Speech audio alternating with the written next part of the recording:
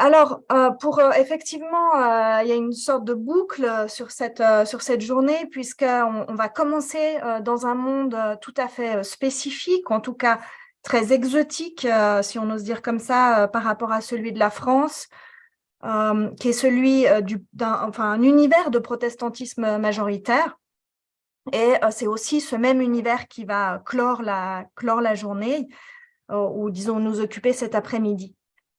Si je précise ça, c'est parce que ça oblige à certains déplacements, bon, micro-déplacements, parce qu'on reste dans un monde de chrétienté, voilà, qui partage des référents avec ce qu'on appelle aussi le monde latin. Enfin, je suis déjà presque dans une terminologie du 19e siècle, ici, on pourra en discuter, mais donc, bien sûr, c'est des micro-déplacements, mais néanmoins, ce qu'essaye de faire John Mott, dont il va être question ici, c'est d'abord de travailler à promouvoir une forme de protestantisme, le protestantisme évangélique, j'y reviendrai, et il faut quand même avoir ça en tête avant de se plonger dans ces sources. Lui-même, donc, John Mott est né à New York en 1865. Il a grandi donc à l'est des États-Unis. Il est méthodiste, sa famille est méthodiste et il est lui-même méthodiste. Et il va très rapidement se trouver engagé dans un processus, selon ses propres termes, hein, selon les termes aussi de tout ce milieu protestant du second réveil des États-Unis, dans un processus de conversion personnelle. Et il va se rattacher à l'un des mouvements phares qui promeut ce type d'engagement religieux de l'époque, qui sont les YMCA, donc les Unions chrétiennes des jeunes gens, qui à ce moment-là sont à leur début, mais ont un succès extrêmement rapide. Il va choisir, je le dis parce que ça a une importance, non pas d'étudier la théologie, mais d'étudier la philosophie et l'histoire, et il va jamais devenir pasteur.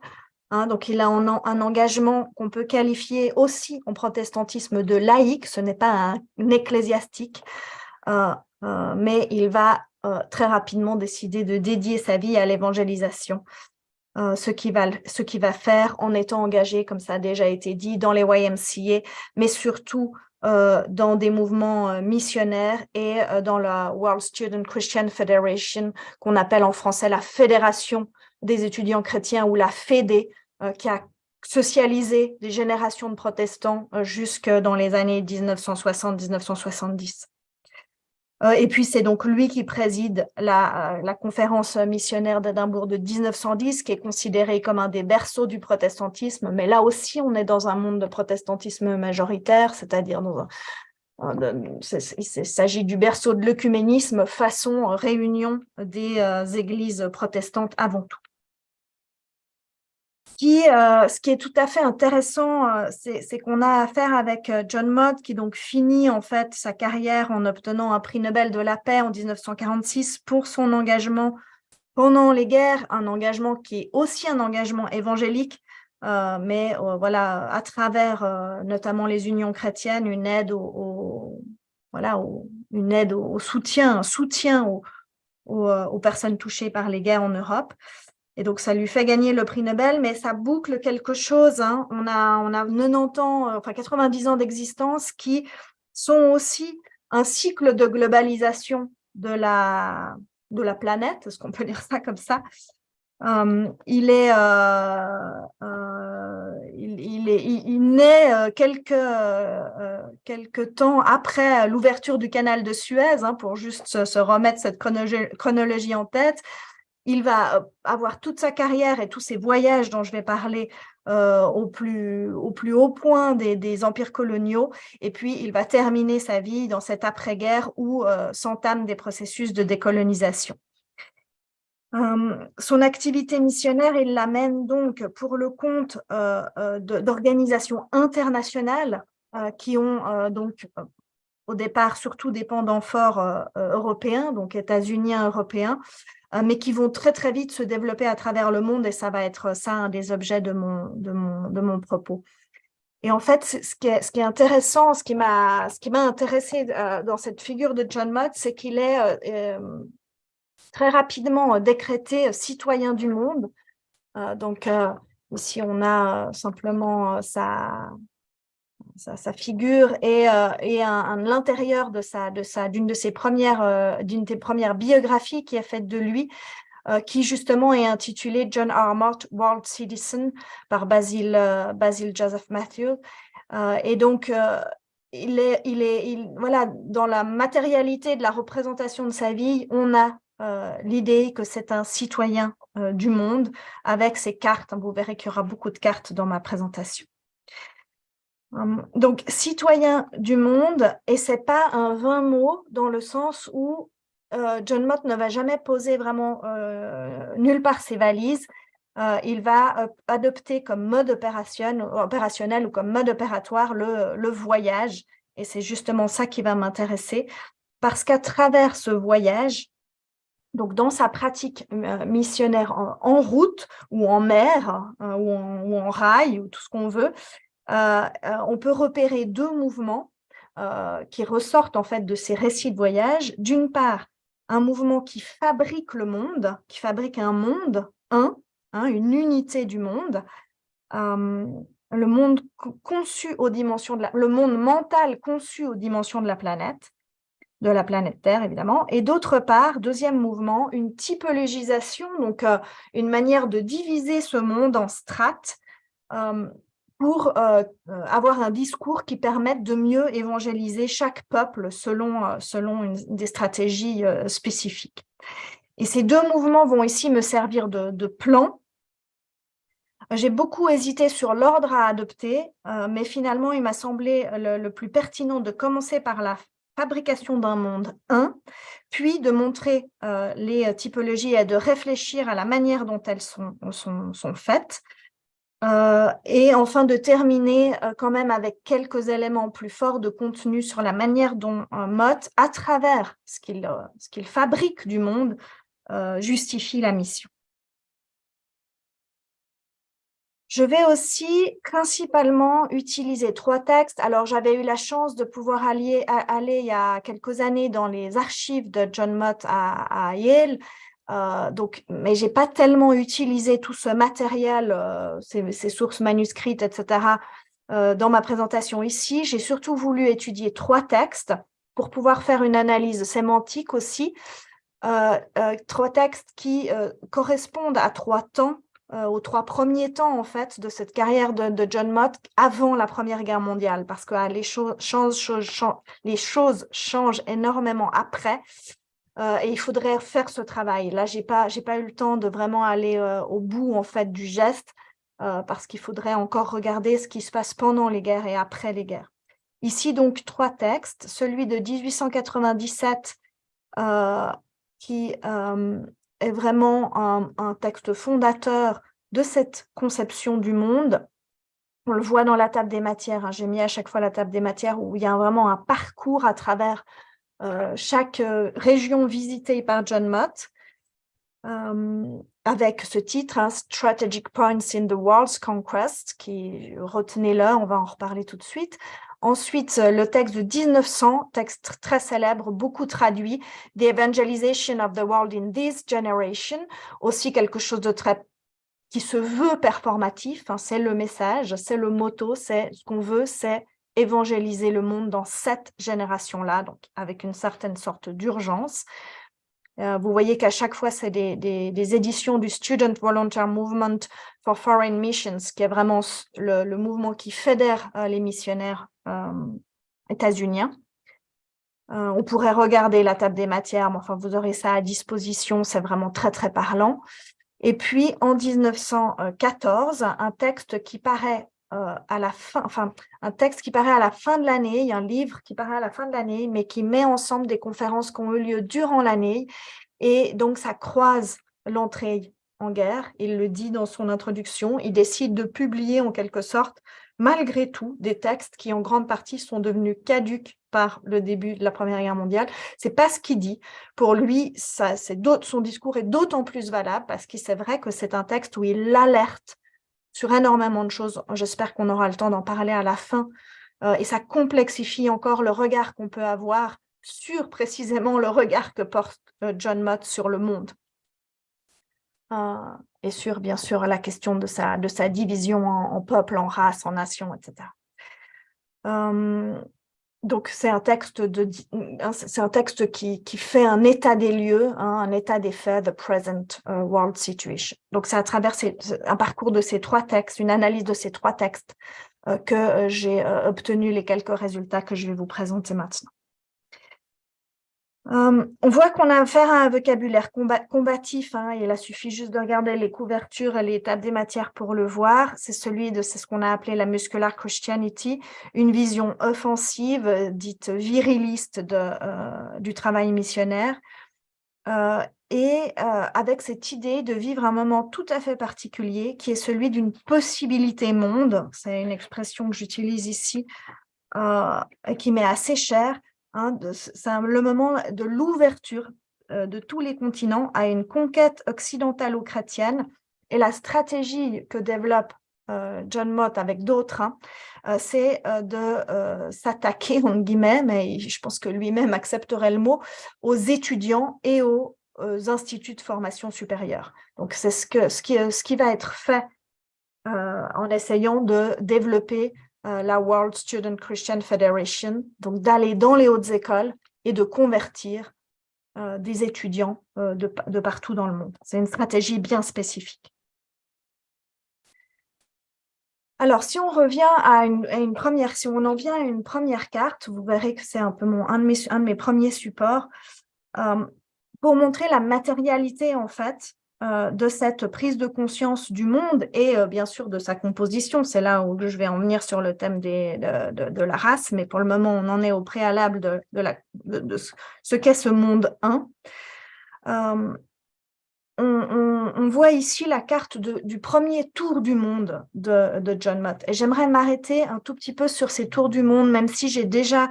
Ça, c'est un travail que j'avais fait pour un autre colloque, d'ailleurs dans une publication qui sera en anglais, mais je voudrais m'arrêter ici aussi un petit instant là-dessus parce que c'est important à mon avis aussi pour tout le reste pour une bonne partie du reste de la journée. Donc ici on a la carte du premier tour du monde de John Mott. Il en fera 3 avant la Première Guerre mondiale. Donc en 1901, là on est en 1895-1897, ensuite il y en aura un en 1901 et 1902, puis en 1911 et 1913. Et donc on voit que c'est littéralement un tour du monde puisqu'il part de New York, il va sur l'Europe et puis il revient par l'Australie sur les États-Unis. Et ce qu'il fait là, en réalité, c'est quelque chose qui est en train de devenir de se banaliser, il faut mettre beaucoup de guillemets à ça.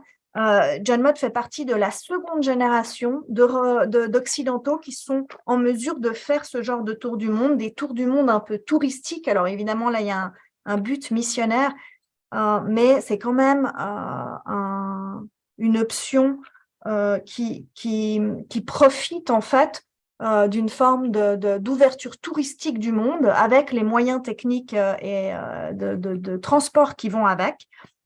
Et je vous rappelle juste aussi, on sait, parce que ça a été beaucoup étudié ces dernières années, c'est d'ailleurs un sujet de recherche passionnant. 1872, c'est le premier package tour around the world qu'on peut retrouver les historiens du sujet, mis en place par le businessman Thomas Cook. Et il va ensuite en organiser chaque année avec beaucoup de publicité autour de ce qu'il fait. Et moi, je trouve des Suisses, notamment des missionnaires, qui participent à ces tours du monde. Et puis, la même année, il y a 1873, c'est la parution du Jules Verne, Le Tour du monde en 80 jours. Donc là aussi, on est simplement dans un nouvel univers mental en train de se mettre en place. Ce que les historiens ont appelé l'émergence du monde dans l'imagination occidentale, donc d'où mon vocabulaire depuis le début de cette présentation. Et les moyens techniques qui permettent ça font partie, en fait, de la manière dont John Mott réfléchit à son travail. Donc, quand on ouvre ses livres, on voit qu'il y consacre beaucoup de place. Et là aussi, il me semble que ça peut nous intéresser sur notre propos parce qu'un des aspects qu'il met en avant, c'est qu'il se passe quelque chose dans ce moment 1900 du fait de la meilleure connaissance qu'on a du monde et de son meilleur accès. Et une des choses qu'il met en avant, c'est les sociétés de géographie. Pour lui, le travail des sociétés de géographie qui participent aussi de ce tourisme autour du monde, parce qu'en fait, c'est les mêmes gens qui vendent les voyages, qui font partie des sociétés géographiques et qui sont aussi des missionnaires, en tout cas pour la Suisse, je peux le montrer, et qui ouvrent ensuite les musées d'ethnographie dans les grandes villes d'Europe. C'est à peu près toujours les mêmes gens. Et donc, les sociétés de géographie ont pour lui un rôle essentiel et il va y consacrer plusieurs paragraphes dans son livre « The Evangelization of the World in this Generation ». Ensuite, bien sûr, dans ce qui définit comme essentiel pour ce moment-là, il y a les moyens de transportation, donc les moyens de transport, donc le train, le bateau à vapeur, et puis tout ce qui permet la communication, le télégraphe, etc. Et c'est ce qui, selon lui, fait du monde un ensemble qui maintenant, désormais, il le dit dès les années 1890, fonctionne ensemble. Et il va même utiliser des métaphores épidémiques ou de maladies, ce qui, évidemment, quand j'avais la première fois étudié ces sujets, on entrait dans la pandémie, donc c'était pour moi très parlant. Il le dit, voilà, si une maladie se développe à un endroit, elle va très rapidement voyager dans un autre. Donc, désormais, nous avons une destinée commune et c'est un des arguments qu'il utilise pour justifier l'importance d'apporter partout le christianisme. Je voulais montrer aussi une deuxième carte qui clôt un peu la période. Ce n'est pas une carte issue des mêmes publications, mais elle montre bien comment, entre, si vous voulez, le premier voyage et 1914, s'est développée la Fédération chrétienne universelle des étudiants, qui désormais peut produire une carte telle que celle-ci en annonçant qu'elle a des groupements affiliés et correspondants dans toutes les régions orange foncé et des groupements en formation dans les autres.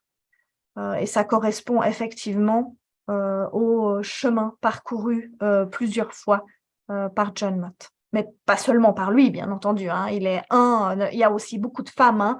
Ça, c'est aussi un autre sujet très intéressant qui font ce même parcours.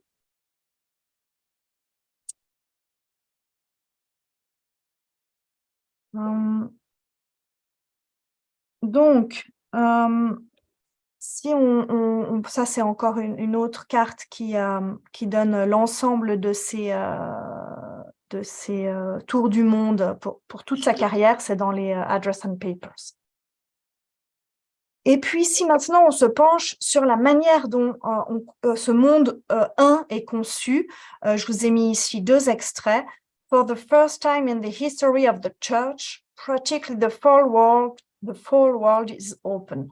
The marvelous orderings of providence during the 19th century, and notably during the past 50 years, have set before the church the open doors for which Christians for generations have been praying. The Christian scripture and alors ça c'est une des citations et dans le même texte, deuxième citation, the Christian scripture and the careful and extended observation of earnest men the world over agree that with respect to the need of salvation, all nations and races are alike. Alors ça c'était mon premier aspect de cette unité du monde qui fait que dans le discours de John Mott, il y a bien une seule et même humanité, une seule et même race humaine. Alors ici, on voit bien sûr un pluriel apparaître, je vais en parler tout de suite, mais par ailleurs, on a the human race très présent dans ces écrits. Une seule et même humanité, et on voit que le mot, cette formule « nations and races » est une formule relativement floue, ici qui dit que dans le message évangélique chrétien, ce message évangélique chrétien et le sacrifice du Christ, ça il le dit par ailleurs, s'adresse à tout le monde, mais on voit que ça sert un flou en fait, cette formule « nations and races », désigner un flou, un usage souple, utilisé pour désigner des groupes humains peu déterminés. Et c'est en effet nécessaire dans la manière dont John Mott conçoit ce monde, qui conçoit comme un mais divisé, pour faire différentes strates. Et maintenant, ce dont j'aimerais parler, c'est des différentes strates dessinées par John Mott à travers son parcours du monde, enfin, du monde tel qu'il le parcourt. Donc, c'est ma deuxième partie, la composition du monde, nation, race et religion. Je n'ai pas trop bien regardé à quelle heure j'avais commencé. J'ai jusqu'à quelle heure? Sarah, là, normalement, il vous reste environ 5 minutes. Ouais, Voilà. c'est bien. Ouais. Je vais sûrement dépasser un tout petit peu, mais pas beaucoup. Donc, différentes strates. Alors, ce qui est important de comprendre, c'est que la première grande division opérée par John Mott, c'est celle entre les chrétiens et les non-chrétiens. Ça, c'est la toute première division et il va beaucoup parler du non-Christian world. Mais parmi les chrétiens, il y a aussi de l'évangélisation à mener et donc on le revoit dans cette carte de son premier voyage, c'est pour ça que je l'ai remise là. Il passe beaucoup de temps en réalité en Europe. Alors, pour convaincre, bien sûr, ses collègues protestants de marcher avec lui, mais aussi parce que pour lui, dans le monde, dans ce Christian world, il y a une autre division qui est celle des Protestant powers, c'est comme ça qu'il le dit, donc les pouvoirs protestants, qui sont les grandes puissances protestantes, en particulier l'Allemagne et l'Empire britannique, mais contre, en fait, enfin, la deuxième division, le deuxième terme, c'est la Papal Europe, c'est aussi sa manière de parler, donc l'Europe papale, qui l'inquiète beaucoup parce que pour lui, elle n'est pas pleinement christianisée. Et voilà, ça c'est pour le Christian world. Dans le non-Christian world, on va suivre ce qui va composer le non-Christian world, c'est son voyage. Donc, c'est vraiment chaque région parcourue. Donc, je vous les cite ici. La Turquie, les Balkans, la Grèce, la Syrie, la Palestine, la vallée du Nil, Ceylon, l'Inde, ce qu'il appelle Australasia, la Chine, le Japon et les Hawaiian Islands. Et donc, à travers ce parcours-là, qui fait dans son premier livre, Strategic Points, il décrit tout son trajet. Dans ce parcours-là, j'ai essayé de retracer simplement en faisant des recherches d'occurrence comment les choses sont dites. Et en réalité, là, on voit que, à mon avis, on peut en discuter à la fin, mais que la terminologie, et en particulier l'usage du mot race, ne nous amène pas extrêmement loin. Alors, qu'est-ce qui se passe autour de sa manière de décrire les choses? D'abord, il va utiliser beaucoup race pour des généralités, donc human race, le fameux nations and races qu'on a déjà vu, different races and the races of mankind. Ensuite, il va utiliser cette terminologie pour faire des hiérarchies. C'est aussi ce qu'on a un peu déjà vu, non-Christian nations and races. Mais ensuite, il y aura des jugements de valeur sur tous les non-Christian, degraded tribes and races, backward races, uncivilized races, backward lands and races, backward races and nations, less highly organized races. Et on voit que souvent, le mot « race » est doublé par un autre mot. Et on retrouve la même problématique de nos « nations and races ». Mon sentiment, c'est que ce mot-là ne lui suffit pas.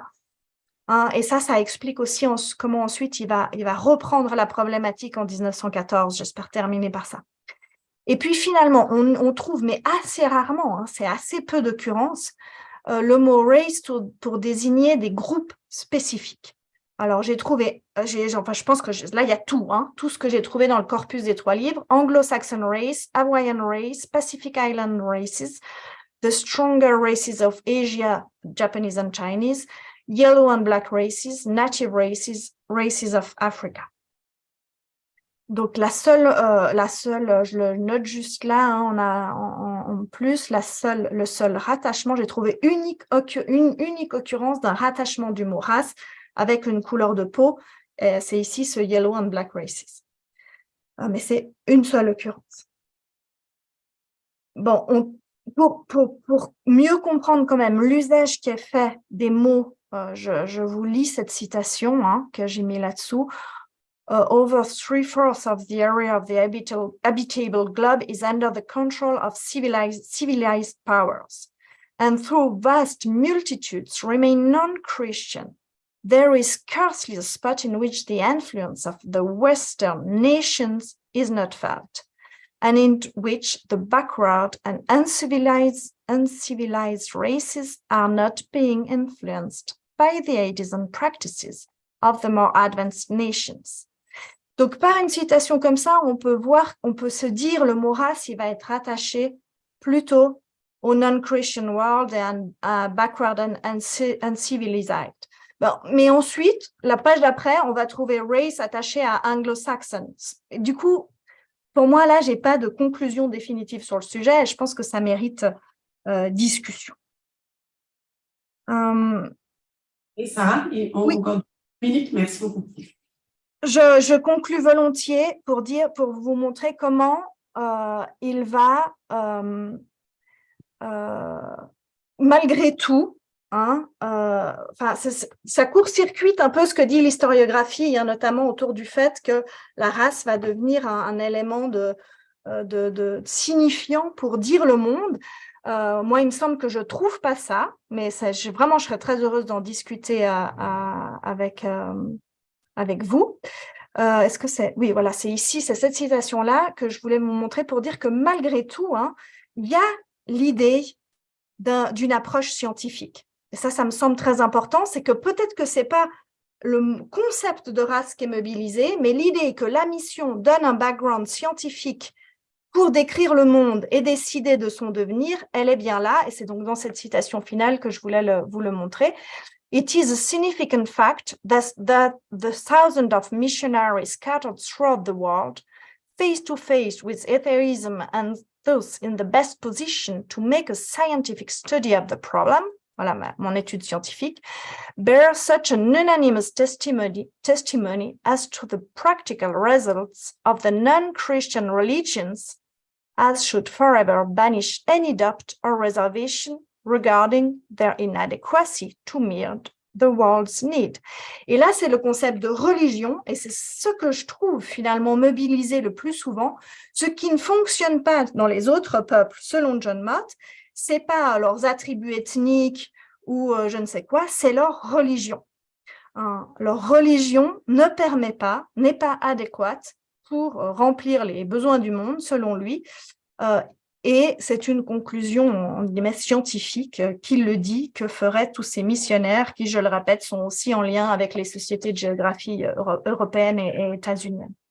Voilà, je m'arrête là en espérant que ça pourra nourrir la discussion tout à l'heure, mais aussi tout au long de la journée.